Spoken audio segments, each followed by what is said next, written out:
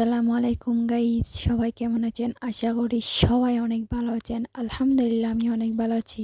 আজকে আপনাদের সাথে শেয়ার করব আমি বাসায় কিভাবে চিকেন তৈরি করি। এই যে দেখতে পাচ্ছেন আমি এখানে কয়েকটা চিকেন নিয়ে নিলাম। তারপর হচ্ছে এখানে আদা, রসুন, পেঁয়াজ, তারপরে এই যে দেখতে পাচ্ছেন কাঁচামরিচ সব বাটা দিয়ে দিলাম ফার্স্টে।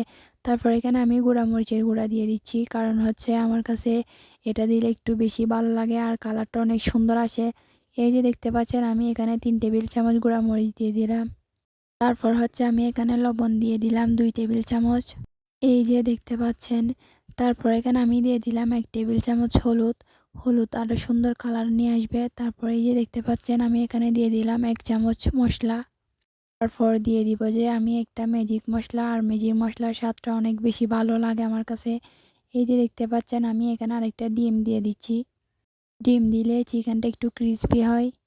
তারপর এখানে আমি একটা ডিমের কুসুম দিয়ে দিচ্ছি। ডিমের কুসুমটা আমার কাছে বেশি ভালো লাগতেছিল, তুলতুলে ছিল, সেজন্য আমি এটা ভালোভাবে একদম ভর্তা ভর্তা করে ফেলছি।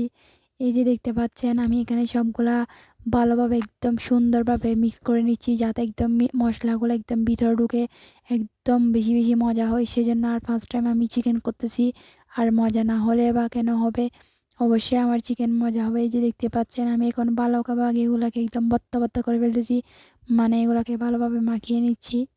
এই যে দেখতে পাচ্ছেন এখানে কালারটা একটু চেঞ্জ হয়ে যাচ্ছে, কারণ হচ্ছে আমি এখানে ১ টেবিল চামচ ময়দা দিয়ে দিলাম। তারপর হচ্ছে আমি আরেক টেবিল চামচ ময়দা দিয়ে দিব। এই যে দেখতে পাচ্ছেন আপনারা। এখন আমি এগুলাকে একদম ভালোভাবে মিক্স করে নিব। আর এখন কালারটা কীরকম আসে একটু দেখতে থাকেন।